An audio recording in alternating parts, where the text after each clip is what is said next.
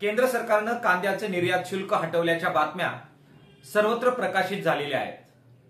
केंद्र सरकारचा हा निर्णय उशिरा घेतलेला, शेतकरी आणि व्यापारी यांचं अतोनात नुकसान झाल्यानंतर फार दिरंगाईपूर्वक घेतलेला आणि निवडणुकीमध्ये मागच्या वेळी तोटा झाला, कांद्याच्या निर्यात बंदीचा पुन्हा आगामी निवडणुकीत भाजपला तोटा होऊ नये हा राजकीय उद्देश डोळ्यासमोर घेऊन घेतलेला निर्णय आहे।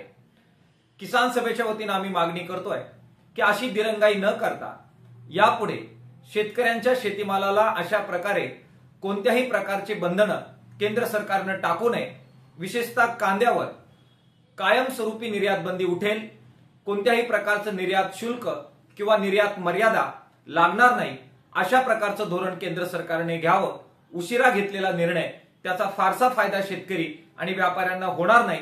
आगामी काळामध्ये शेतकरी आणि व्यापाऱ्यांचं नुकसान होणार नाही अशा प्रकारची काळजी केंद्र सरकारने घ्यावी अशी मागणी किसान सभेच्या वतीने आम्ही करतो आहोत। एबीपी माझा, उघडा डोळे बघा नीट।